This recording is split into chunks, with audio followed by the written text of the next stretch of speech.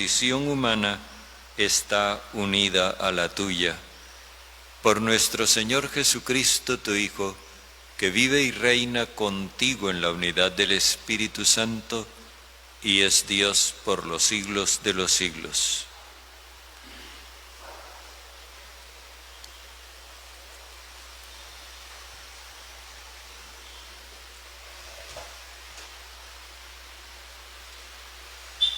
Lectura de la primera carta del apóstol San Juan. Queridos hermanos, en esto está la confianza que tenemos en Él, en que si le pedimos algo según su voluntad, nos escucha. Y si sabemos que nos escucha en lo que le pedimos, sabemos que tenemos conseguido lo que hayamos pedido. Si alguno ve que su hermano comete un pecado que no es de muerte, pida y Dios le dará vida. A los que cometan pecados que no son de muerte, pues hay un pecado que es de muerte, por el cual no digo que pida. Toda injusticia es pecado, pero hay pecado que no es de muerte. Sabemos que todo el que ha nacido de Dios no peca, sino que el engendrado de Dios lo guarda, y el maligno no llega a tocarle. Sabemos que somos de Dios y que el mundo entero yace en poder del maligno, pero sabemos que el Hijo de Dios ha venido y nos ha dado inteligencia para que conozcamos al verdadero. Nosotros estamos en el verdadero, en su Hijo Jesucristo. Este es el Dios verdadero y la vida eterna. Hijos míos, guardaos de los ídolos. Palabra de Dios. El Señor ama a su pueblo. El Señor ama a su pueblo. Cantad al Señor un cántico nuevo. Resuene su alabanza en la asamblea de los fieles. Que se alegre Israel por su Creador, los hijos de Sión por su Rey. El Señor ama a su pueblo. Alabad su nombre con danzas, cantadle con tambores y citarras, porque el Señor ama a su pueblo y adorna con la victoria a los humildes. El Señor ama a su pueblo. Que los fieles festejen su gloria y canten jubilosos en filas, con vítores a Dios en la boca. Es un honor para todos sus fieles.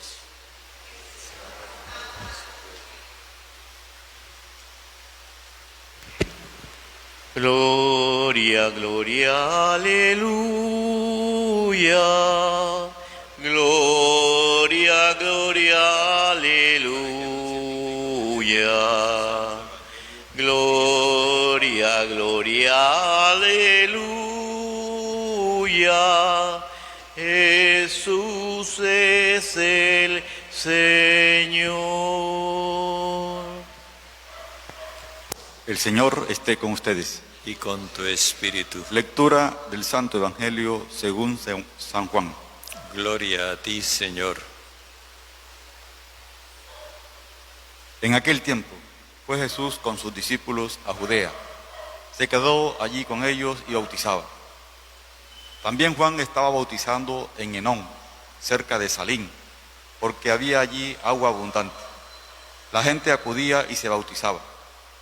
A Juan todavía no le habían metido en la cárcel. Se originó entonces una discusión entre un judío y los discípulos de Juan acerca de la purificación.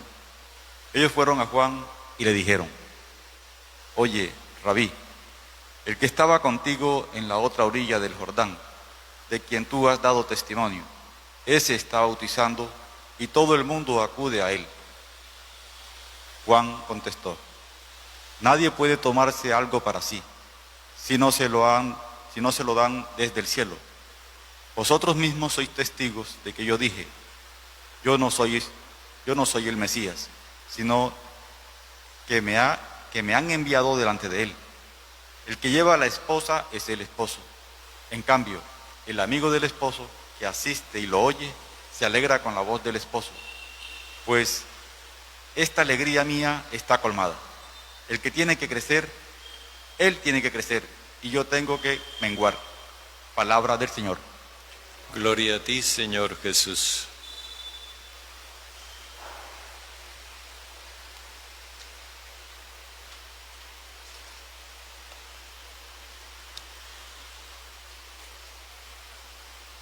La Epifanía de Dios,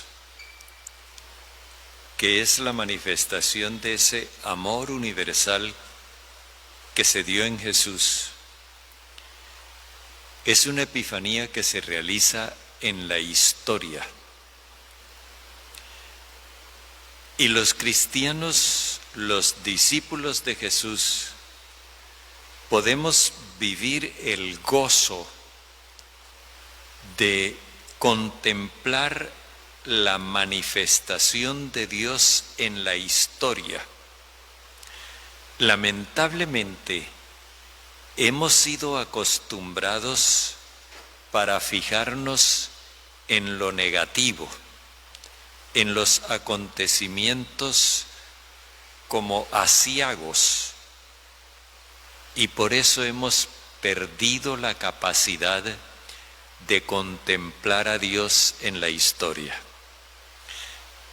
Todos estos acontecimientos que hemos vivido en el último año, que han sido tan dolorosos, muchos de ellos, nos han impedido ver el paso de Dios en nuestra historia. Y entonces hemos caído en una especie de pesimismo, de melancolía, como una tristeza por lo que hemos vivido, sin darnos cuenta de que a nuestro lado caminó el Señor y no lo percibimos. Es bueno que nosotros desarrollemos esa capacidad de ver al Señor en nuestra historia. ¿Y cómo se observa esa presencia y esa actividad del Señor en nuestra historia? Bueno, comencemos por lo que nos dice el Evangelio. Hay un cambio de época. Se está pasando de Juan a Jesús.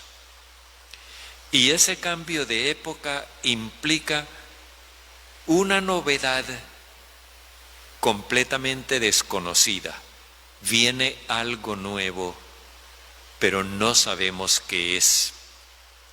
Sin embargo, hay una confianza en que el que conduce la historia nos lleva a buen término. Aquí ocurre una cuestión. Hay unos discípulos de Juan que no captaron el mensaje de su maestro. Juan les dijo: yo voy delante de él, pero él viene detrás de mí y va a pactar una alianza mejor que la que hasta ahora hemos vivido. Los discípulos como que no captaron eso, y por eso cuando viene Jesús y con sus discípulos comienza a atraer más gente, ellos sienten celos por su maestro. Les parece que Jesús se está comportando de una manera extraña, por no decir que ingrata. Juan dio testimonio de él y ahora él está arrastrando la gente y Juan se está quedando sin gente. Eso a ellos no les parece bien y a Juan le parece lo más normal. No, Señor. Nadie puede apropiarse de un don que no sea el suyo. A mí se me concedió la tarea de ser el precursor y ustedes lo saben porque yo públicamente lo dije. Y ahora es la hora de Él. Es el momento en que Él crezca y yo disminuya. Porque la época que yo representaba ya cumplió su función y ahora viene la nueva época. Y yo me alegro, dice Juan, El amigo del novio se alegra cuando oye la voz del novio que va a contraer matrimonio. Él se refiere, con el lenguaje del matrimonio, de la boda, se refiere a la nueva alianza, la alianza que Dios va a pactar por medio de Jesús. Y esa nueva alianza es superior a la antigua. Los discípulos no han captado esa realidad y se aferran al pasado con un miedo que los vuelve de alguna forma fanáticos. En cambio, esa actitud de confianza nos la presenta la carta de San Juan en unos términos impresionantes. Dice: en esto está la confianza que tenemos en Él, en que si le pedimos algo de acuerdo con su designio, Él nos escucha. Lo primero es eso. Es decir, Dios tiene un designio, una propuesta, y su propuesta es nuestra felicidad. Entonces, cuando nosotros le pedimos a Él algo que sea para la felicidad, para la realización de todos los seres humanos, tenemos la seguridad de que Él nos escucha. Y si sabemos que nos escucha en lo que le pedimos, sabemos que lo hemos conseguido antes de que lo hayamos pedido. O sea, la confianza es tal que nosotros le pedimos y estamos seguros de que lo que estamos pidiendo es lo que conviene para que se realice su designio. Y desde ya, antes de que se realice, podemos contar con eso. Es una confianza en que el futuro será mejor, porque el amor que nos lo garantiza es digno de toda confianza. Eso nos muestra entonces que la historia sí se puede dirigir, sí se puede cambiar. Inclusive, si alguno ve que su hermano comete pecado que no es de muerte, es decir, si alguno ve que su hermano se desvía, pero no se enquista en el mal, no está tercamente aferrado al mal, ore por él, que él cambiará. Yo no les digo que el que está aferrado al mal va a cambiar, dice él, pero el que está en busca del bien cambiará. Y entonces habla de tres cosas que sabemos. Primera, sabemos que todo el que vive como nacido de Dios no peca. El que vive como nacido de Dios jamás comete injusticia. Segunda cosa que sabemos que somos de Dios y que el mundo entero está en poder del malo. Cuando habla de que nosotros somos de Dios, es que somos hijos de Dios. Y en cambio, el mundo, es decir, esa organización social injusta, está completamente bajo el control del malo. Nosotros no podemos ser al mismo tiempo hijos de Dios y pertenecer al mundo. Si somos de Dios, y si somos del mundo, somos del mundo, pero no podemos estar con un pie allá y otro acá. Eso es algo que lo tenemos claro por experiencia.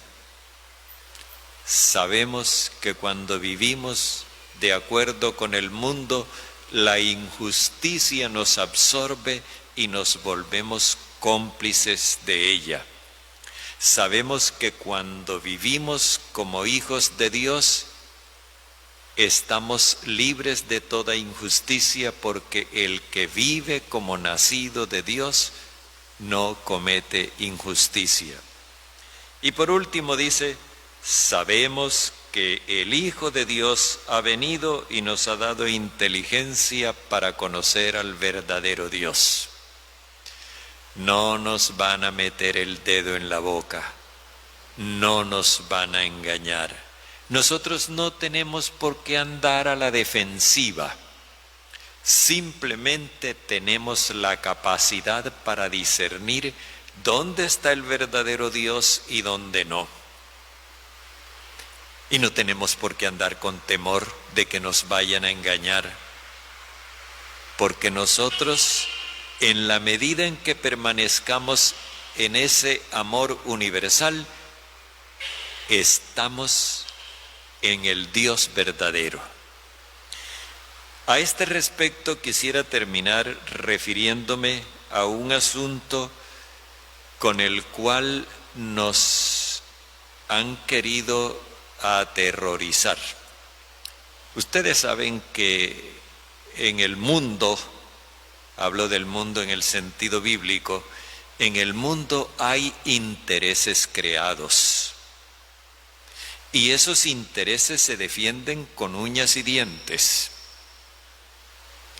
Y por consiguiente, lo que amenace esos intereses es defendido por todos los medios posibles, porque en el mundo todo se vale.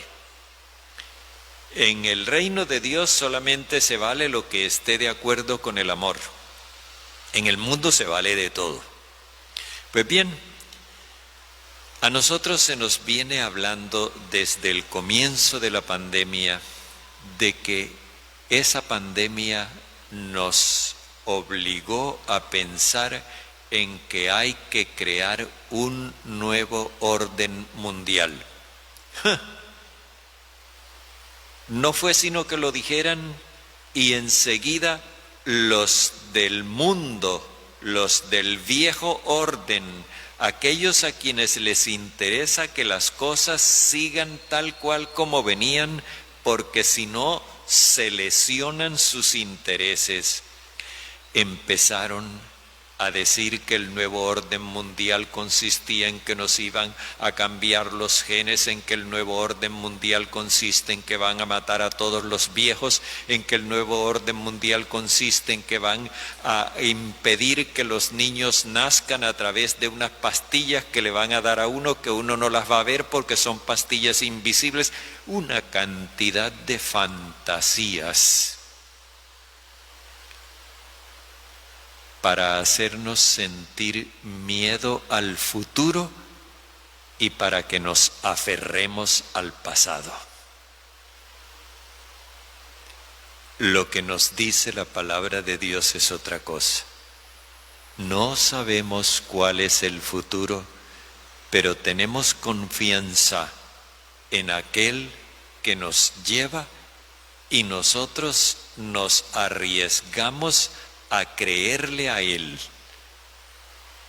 Y por eso le pedimos todo lo que sea necesario para que en el mundo se realice su designio de amor, para que en el mundo haya amor en vez de injusticia. Y contamos con eso, lo damos por hecho y estamos trabajando sabiendo que ese mundo de rectitud, de bondad, de amor, va a ser una realidad, y que en cambio ese mundo de mezquindades, ese mundo de insolidaridad, ese mundo de injusticia se va a acabar. Así trabaja el cristiano, así vive el cristiano, y así es como el cristiano está pendiente de los destellos de luz, de la estrella que indica la presencia de Dios en la historia de los hombres. No nos dejemos meter el dedo en la boca.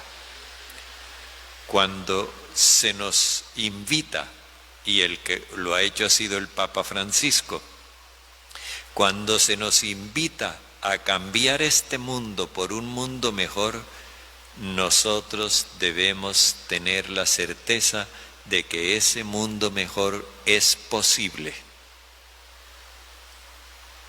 y que nosotros podemos trabajar tranquilamente por Él sin miedo. Ese Jesús es el que atrae y el que atrae más gente, porque la gente está inconforme con la realidad que hemos vivido hasta ahora. Esa gente necesita respuesta y la única respuesta está en el amor que se manifestó en el pesebre de Belén.